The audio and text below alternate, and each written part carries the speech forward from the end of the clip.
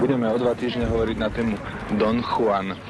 Aký typ mužov je podľa vás pre ženy neodolateľný? Pre ženy? Také, ja som také otázkou veľmi som prekvapený. Víte?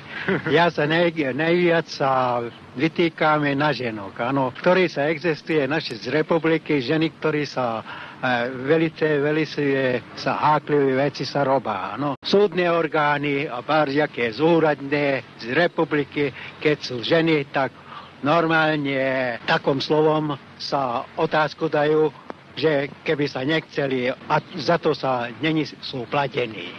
To je formaliatačné veci, ktoré sa u nás velice slabo disciplinované. No. Treba sa vážne povážiť na všetku socializmus robotnického triedu a pevne veriť a pevne sa vytýkať z týchto orgánov, ktorí sa lajdák, áno, ktorí sa nesnažní naše robotnické triedu, áno, nestačení s platným, áno, tak normálne, keď je kde človek volaný, áno, aby bol tak volaný, aby človekovi zriešený situácie. Buď stranické orgány, buď ministerstvo spravodlivosť, súdne a bárziaké veci, áno.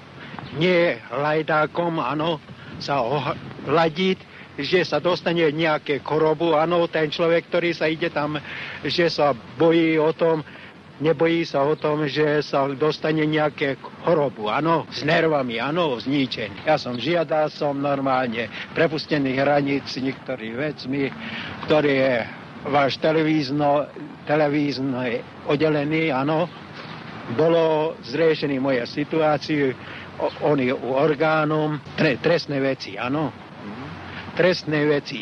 A potom pritom ona mi je velice ochotný bol, ktorý se mnou rozprávať, áno. To bolo najväčšia chyba, že som dostal trest, ale ne trest, keď som urobil takýto trest, tak aby urobili taký trest, ktorý človek sa zaslúži na to. Áno.